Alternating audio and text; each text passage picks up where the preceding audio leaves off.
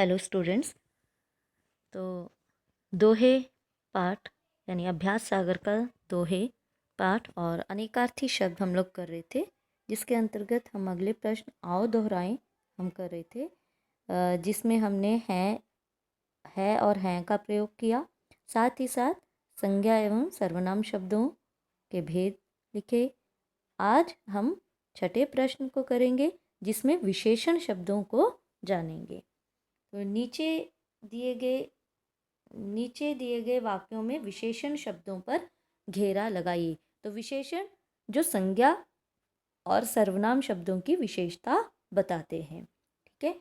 तो कविता ने मधुर गीत गाया, कविता ने मधुर गीत सुनाया। ठीक है। तो यहाँ पर आप कहाँ घेरा लगाएंगे? आप घेरा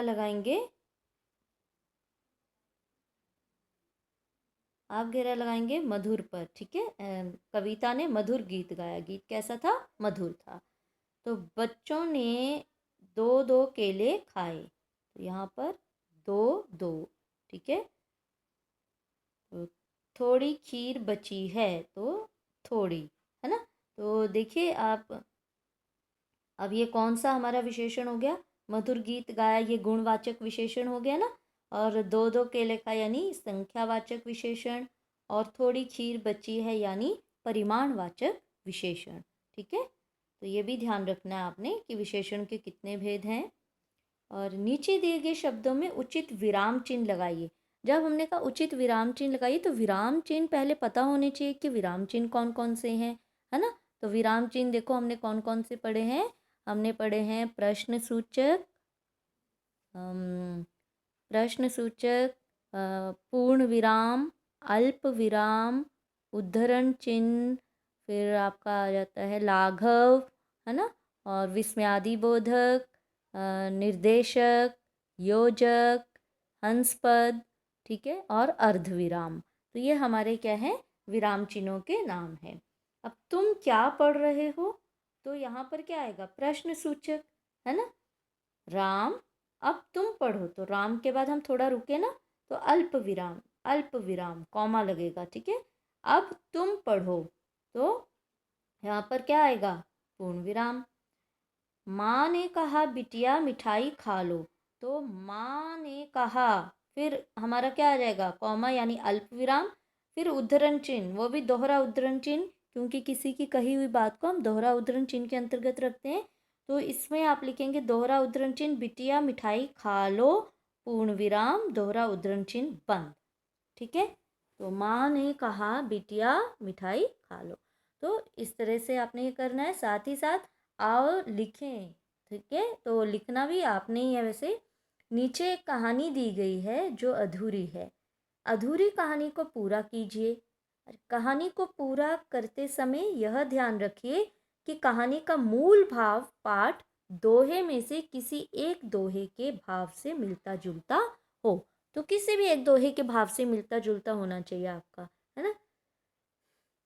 जैसे अब यहाँ इन्होंने कहानी तो शुरू कर दी है। देखो, चार मित्र थे, रोहित, अमित, हरि और राकेश। वे चारों छठी कक्षा में पढ़ते थे। एक दिन की बात है, चारों मित्र शिमला घूमने गए। वे बर्फ भरे पहाड़ों पर चढ़ाई कर रहे थे कि अचानक, ठीक है, अब किसका पैर फिसला, कौन गिरा, किसने मदद की, कौन क्या हुआ, है ना। तो ये तो मुझे लग रहा है उसी दोहे से मैच करता हुआ है ना। वैसे तो किस और भी आप कर सकते हैं, ठीक है, क्योंकि हमने बहुत सारे दोहे पढ़े हैं। तो विपत्ति कसौटी जे कसे सोही सांचे मीत वाला दोहा, कि मुसीबत में जो काम आए वही सच्चा मित्र कहलाता है।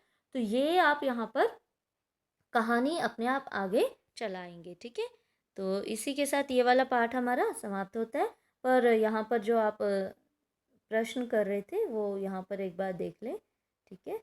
छठा प्रश्न, ठीक है, मधुर, दो दो, थोड़ी, है ना। तुम क्या पढ़ रहे हो? देखो प्रश्न सूचक आ गया। फिर राम, अब तुम पढ़ो, है ना, अल्प विराम, पूर्ण विराम, और माँ ने कहा, फिर अल्प विराम और दोहरा उद्धरण चिन्ह लगाया, है ना। तो वही जो बताया था आपको। उसी ढंग से आपने लगाना है। यहाँ देखकर भी आप कर सकते हैं, गलती ना करें, याद करें, साथ साथ में लर्निंग। ठीक है। और अनुच्छेद ये तो है। ठीक है।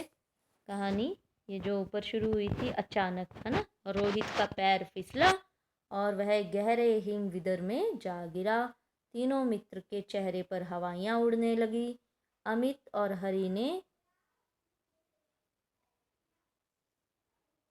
राकेश से कहा, तुम यहीं ठहरो, हम शीघ्र ही कोई मदद लेकर आते हैं।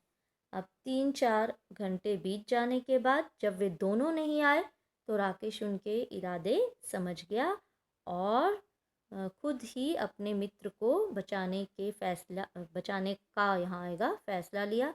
और यहाँ पे और एक बार आएगा, मतलब ये 2 बार लिखा है, एक बार एक गलत है इसमें। सबसे पहले तो उसने अन्य सैलानियों को इस दुर्घटना के बारे में बताया और उनकी मदद से बचाव दल को सूचित किया। कुछ ही देर में बचाव दल वहां पहुंच गए और रोहित को सुरक्षित बाहर निकाल लिया गया।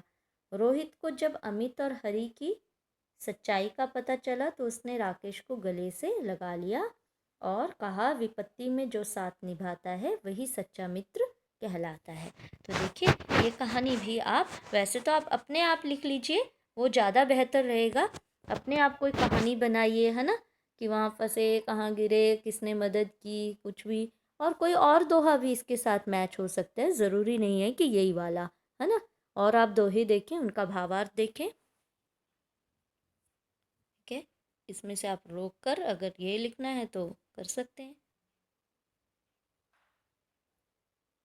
बस, ठीक है।